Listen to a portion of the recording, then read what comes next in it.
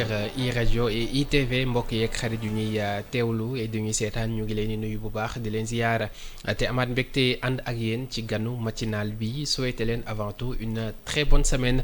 alors tey ci suñu numéro bu njëkk ci semaine bi dañuy dalal Alpha Diallo di consultant en agro-industrie donc ñu war a waxtaanee li nga xamante ni moom moo di mesure yi ilimaani jëwrin di Ousmane Sonko premier ministre jël ni ki keroog ci conseil interministériel bi ñu jagleel mbay mi ak campagne agricole bi nga xamante ni ñu ngi koy wàcc tey itam la question de l'autosuffisance alimentaire nga xamante ni nekkoon na au cœur des discussions loolu itam ana lan moo ci gis-gisam ban yoon la ñu mën a jaar ba moom suñu bopp ci li nga xamante ni moom la ñuy dundee li ñuy bàyyee ci biir réew mi ñi mën di koy jëfandikoo donc yooyu nekk ay question yoo xamante ni fas yéene nañ ko faram-fàccee ci biir ganu matinal bi ak Alpha Diallo ñu ngi lay nuyu bu baax te am mbégte dalal la ci ganu matinal bi. maa ngi leen di nuyu sa auditeurs yi ak sa téléspectateurs yi ñuy seetaan fu ñu mën a nekk ci àdduna bi di am kontaante bu baax di ñëwaat ci kër gi tàmm naa di fi ñëw. Vraiment c'est tout à fait un plaisir et surtout tey ci si émission matinale bi ñu war a waxtaanee li nga développé léegi. alors plaisir partagé ñu gis keroog ki nga xamante ni moom moo di premier ministre di Ousmane Sonko jiite premier conseil interministériel am jagleel ko li nga xamante ni moom moo di mbay mi ñu jublu ci campagne agricole bi nga xamante ni léegi mu ñëw 23 mesures annoncées globalement d'abord ban jàngat nga am. ci daje bi nga xamante ni moom la ñu amal surtout ci moment bi nga xamante ni ci la ñu nekk nii. bon xam nga c'est juste seen suite logique seen raisonnement parce que bu fekkee ne yaa ngi lire communiqué conseil des ministres yi souvent da ngay gis benn mot bu ñuy wax souveraineté alimentaire souveraineté économique ak souveraineté monétaire. dëkk nag mënul développer te yooyu noonu téyelu ko boppam. donc nag léegi il faut comprendre lan mooy souveraineté parce que souvent les gens mélangent souveraineté sécurité ak autosuffisance. lan mooy souveraineté. voilà donc souveraineté boo bëggee jël définition bu ñëpp comprendre da ngay comprendre ne dañ naan mooy moom sa bopp ci li nga jëm mooy maanaam par exemple ci alimentaire. mais ba léegi tamit foofu dafa am boroom xam-xam yi dañ fa waroo parce que bu boobaa dañ naan la définir lan mooy loo moom ñu misaal ñu ne tey jii sama portable sa portable. yaa ko moom parce que yaa ko jënd. mais pourtant marque jàmbur la ci nekk à chaque fois muy def ay mise à jour di accélérer li ñuy wax le processus de l'obsolescence programmée mooy maanaam borom marque bi mu ngi lay appal kañ la sa téléphone war a yàqu kon donc est-ce que yaa moom. léegi nag moo tax léegi ñu ne ñoom ñëpp dañuy référé wu ci définition bi nga xam ne ONU moo ko joxe boo demee ci charte ci la déclaration des droits des paysans mu ne la souveraineté c'est le droit des peuples. à choisir le système alimentaire et agricole qui lui convient mooy maanaam moomeelu askan mu tànn yoon bi mu war a jaar pour moom ci pour bay li nga xam ne moom la soxla ci dëkkam pour dund. léegi nag ñu ne fan ngay tàmbale ñu ne da ngay dem ci sécurité alimentaire la mooy sécurité alimentaire FAO définir ko ne pour nga am sécurité alimentaire il faut la disponibilité physique de l'aliment lekk bi nekk fi. beneen bi mu ne la disponibilité économique de l'aliment nga am loo ko jënde troisième bi mu ne l'accès à l'aliment nga mën cee jot ñeenteel bi mu ne la ñett yi ma la njëkk a wax yëpp dafa war a disponible dans le temps mooy maanaam nit ñi saay suñ ko soxlaa am ko. mu ne bu ci manqué amoo sécurité alimentaire kon munoo prétendre à une souveraineté alimentaire mu ne bu boobaa lan nga am mu ne la autosuffisance alimentaire. lan mooy autosuffisance alimentaire léegi nag autosuffisance alimentaire c'est des chiffres c'est de la statistique c'est de la politique donc c'est du bullshit. pourquoi parce que tey jii nañ jël misaal ci soble bi. soble bi le président Macky Sall ci PRACAS bi. daf ko régler en 2 ans def ci 21 milliards ñu autosuffisant on a besoin de un peu moins de 400 000 tonnes pour dund ci soble bi il y a 400 000 tonnes ci Sénégal mais problème bi mooy lépp day jébbeendoo ñu teg ko stocké ko. léegi comme 30 000 lañ soxla par weer te 400 000 la ñuy jébbeendoo ñun ñëpp conséquence si on n'a pas des zones de stockage affaire bi day yàqu moo tax nga gis baykat yi doon ko gas suul. oui léegi nag loolu moom mooy c'est des chiffres autosuffisant nga. mais amoo sécurité parce que sécurité bi lan la wax daf leen ne 3 yi ma la njëkk a wax dafa disponible dans le temps. warul am rupture. warul am rupture nit ki saa yi su ko soxlaa da ko war a am. léegi nag comme nag lu bëri day yàqu ba duñ ko am benn délai dañuy dem di importer ji mu ne non kon donc dans ce cas amoo sécurité alimentaire amoo souveraineté mais am nga autosuffisance. Voilà la différence léegi nag Sénégal. am na stratégie nationale de souveraineté alimentaire am na stratégie nationale de sécurité alimentaire Sénégal am na sax conseil national de sécurité alimentaire mu nga biir primature ci wetu Ousmane Sonko. kan moo ko jiite Jean-Pierre Senghor turam dégg nañ ko bu baax ci scandale 29 milliards Prodac yi léegi nag te pourtant à chaque fois que bu génnee di def ay analyse day génn yan dëkk ñoo nekk ci famine wala ci insécurité alimentaire noté na ci bu baax dëkk yi nga xam ne ñoo nekk les régions du nord. Matam Ranérou Podor. mais ci jàngat bi la dichotomie foofu mooy maanaam liy waroo ci li muy def noonu ci jàngat man en tout cas bu ma jiite woon lu mel noonu dinaa rus wax loolu sama président. ndax lan. pourquoi parce que dëkk boobu dëkk yi mu noté dañu toog ci ay gisement de phosphate yu bari mooy maanaam am nañ engrais dëkk yi yaatu na nit ñaa ngi fa mu ngi tàng vallée du fleuve Sénégal a ngi seen wet en quelques mots am nañ naaj am nañ engrais am nañ ndox pourquoi ils devront avoir faim. ils ont tout mais quand même. comme mendiant bi toog sur une ligne d'or la. léegi nag pour régler le problème boobu lan la kii def lan la le président Macky Sall la defoon en 2022 bi rapport bi génnee ele mu xool des solutions structurelles face à un problème structurel. mu trouver une solution conjoncturelle en faisant quoi génn xaalis boobu mu tuddee woon cash transfert te 44 milliards ci table bi ne nañ dimbali nit ñi surtout dans la période de soudure baykat yi nga xam ne ñoo nekkee ci zone boobu ñu leen di jox 40 000 par weer. léegi nag la quintessence mooy maanaam njëriñu 23 mesures yi fii lay ñëwee xam nga fële président Macky Sall dafa génne woon 44 milliards. fii ñii 23 mesures lañ génne. pourquoi parce que en économie xaalis bu nekk sa poche c'est parce que quelqu'un l'a perdu. bu fekkee ne keneen tamit yor na ko c'est parce que toi tu l'as perdu léegi nag. léegi xoolal manège bi léegi ñële 44 milliards lañ def ñii mesure lañ def léegi dañuy perteloo ñi nekk ci chaîne de valeur bi ñi ma tuddee les parasites de la chaîne de distribution des semences et des engrais ñooñu bu ñu defee mesures yi et surtout avec la présence des militaires pourquoi parce que c'est un corps réputé de rigueur et yu respecté kii ñooñu dañuy disparaître de facto léegi xaalis bi ñu doon capté day des léegi loolu ngay investiraat ci producteurs yi. maanaam intermédiaires yi nga bëgg a wax. intermédiaires yi marabout yi. parce que boo xoolee ni ñu wootee ndaje boobu. man gis naa ci nit ñoo xamante ne ay marabout dañ daan am yoo xamante ne xàmmee naa leen xam naa leen. te tànn naa tase ak ñoom ci ministère yi amuñu tool am nañ engrais am nañ semence di ko distribuer di jaay. te amuñu tool. te duñu sax baykat. gis naa fa. koo xamante ne dañ ko daan jox gerteb Sonacos pour mu def ko jiw te organisation paysanne bu mag la yor te instant bi dafa yoreel ay millions Sonacos si loolu delloo ko gerte delloo ko jiw. gis naa fa koo xamante ni it da daan luubal ràkkal ak diwlinu Sonacos c'est-à-dire que qu'est-ce que je veux dire par là-bas. mooy que ministère bi dafa woo ñoo ñëpp pour les mettre une pression psychologique yéen ñii di jël ak ñi dul jël yi ñëpp xam naa leen. léegi nag maintenant les choses vont changer parce que je vais les faire comme ça et comme ça et comme ça am na ñaar ñoo xamante ne bi ñu ci génnee dañ ne ma kat ragal nañ li ñu daan am dootuñu ko am ndax ni ñu jëlee mesures yi. kon donc moo tax ma wax la ni lii nii c'est une solution boo xamante ne ce sera à long terme parce que dina bénéfique ndax bu boobaa boo xoolee même ci mesures yi yaa ngi dégg premier ministre bi naan il faut des engrais de qualité. en quantité et en qualité. ba pare mu ne il faut que ñu. identifier les vrais ayants droit. ñi nga xam ne ñoom ñoo ko yeeyoo. waa kay am marabu boo xamante lu tax ma wax loolu. parce que am na marabu boo xamante ne da cee nekk dafa créer ay GIE yu bari mais moom moo nekk ci ginnaaw à chaque fois bu waree jëli engrais yooyu GIE yooyu ñooy dem mais c'est la même personne qui récupère tout semence yooyu yëpp. léegi cela veut dire que maintenant bu fekkee ne def nañ l'identification de toutes ces personnes là. di nga gis ne ni tout ça va sauter et simplement léegi nag. les semences et les engrais vont aller directement aux ayants droit. loolu noonu ban conséquence la am parce que gis nañ ni la problématique ou le problème ñeel wàllu semence yi ak lii di intrants yi souvent da doon poser problème à chaque fois bu campagne bi jotee. et lan moo nekk conséquence bi en retour sur la population sénégalaise. bon parce que la population sénégalaise après va se payer cher non seulement li ñu doon attendre ci agriculture duñ ko am benn deuxièmement. La qualité on l'aura pas parce que tey jii boo xoolee ceebu waalo bi nit ñi dañ naan la duñ ko consommer parce que la qualité est un peu contestée. voilà loolu da ciy participer tey jii boo demee ci gerte gi da ngay gis gouverneur day taxaw wala sax préfet sous-préfet maire wala adjoint maire taxaw nga jël ñu jox saaku gerte comme semence un tiers u saaku bi maanaam 20 kilos nekk ci suuf xam nga tey jii. bu mu la indilee 50 kilos.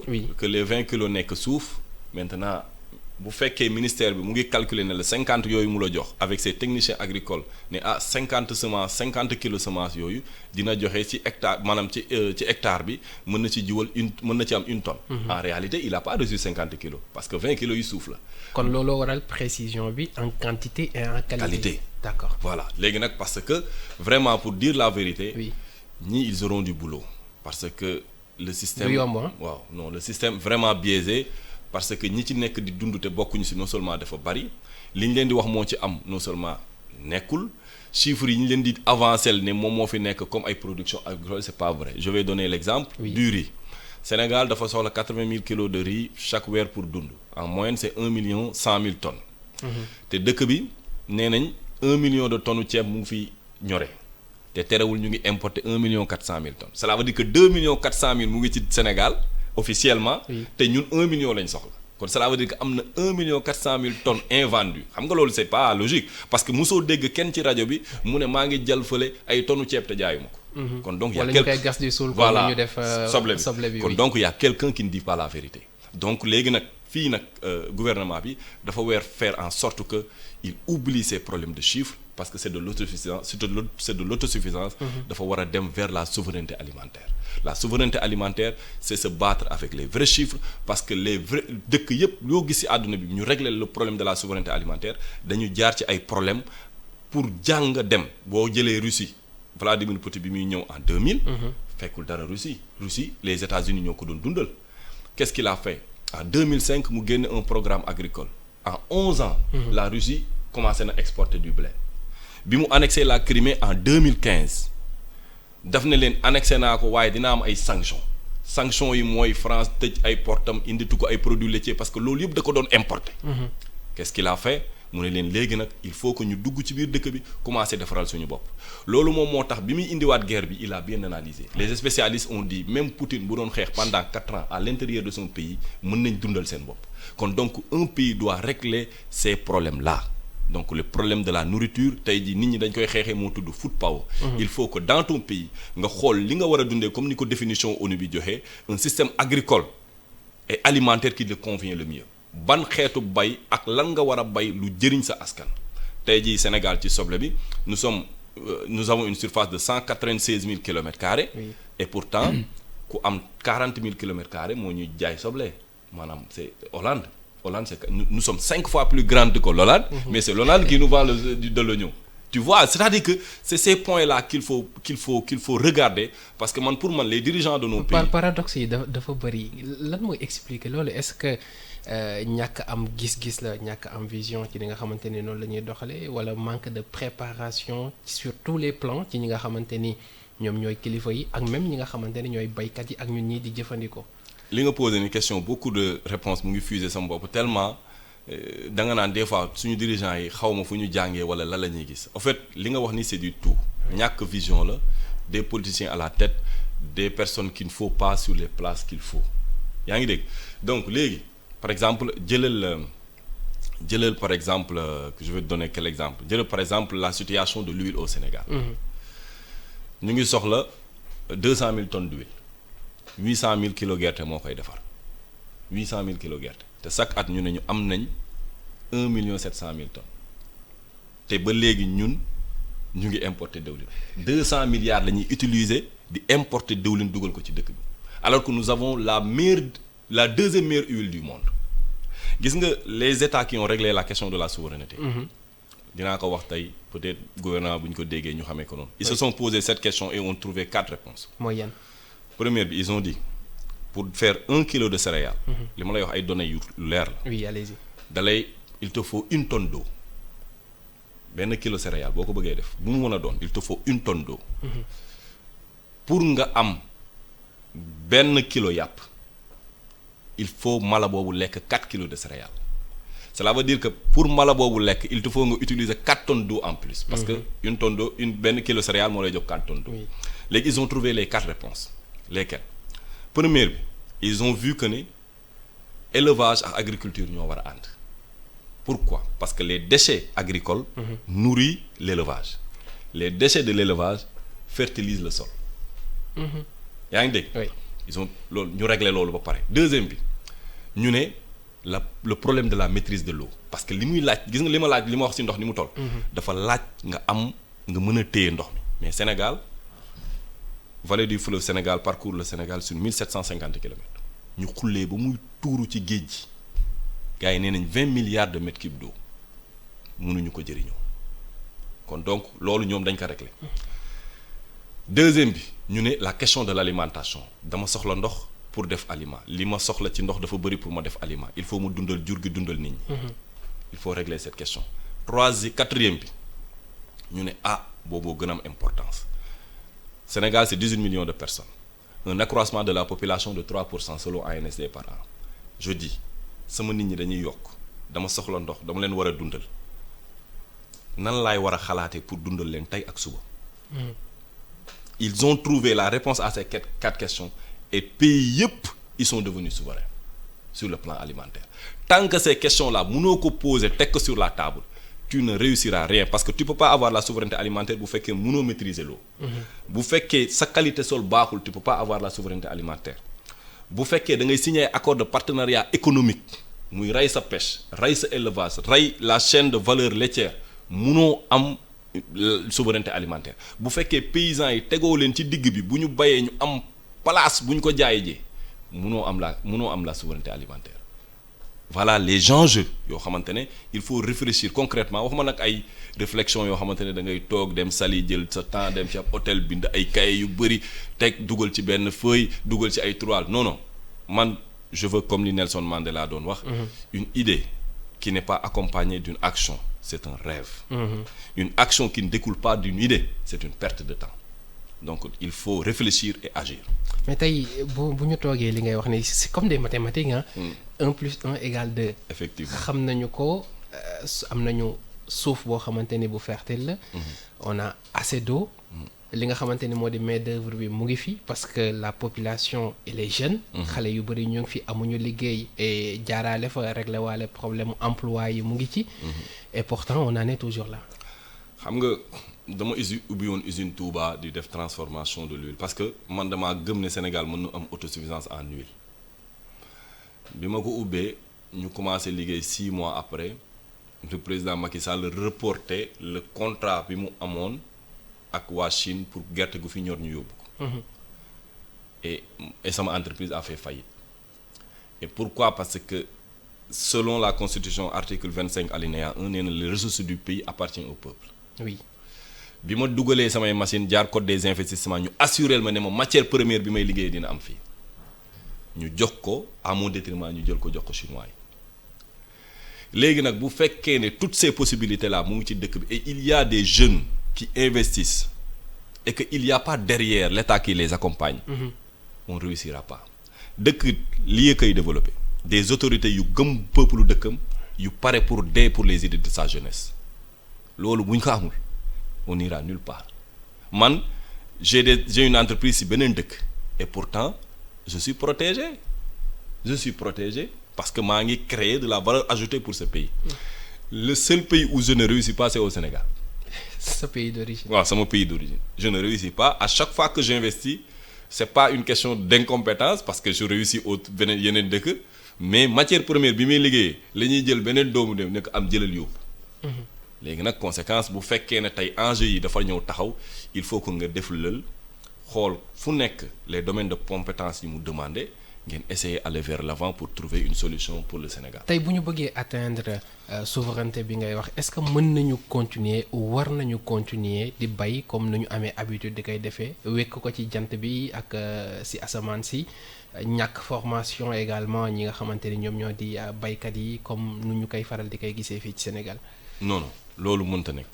maanaam déjà il faut que nga xam ne bassin arachidier bi suuf si yëpp a ngi dee mais heureusement nous avons des gisements de minerais. Oui. Notamment la tourbe si la zone des Niayes bu mën a dundalaat suuf soosu kon donc ba léegi nii gisaguma benn autorité bu réfléchir vers ce sens donc loolu mën na bokk ci loolu baykat yi nag Sénégal dañoo bari nee nañ 70% de la population ñoom ñoo nekk ci domaine u bay boo demee France 68 millions de personnes 450 000 agriculteurs même pas 1% de la population.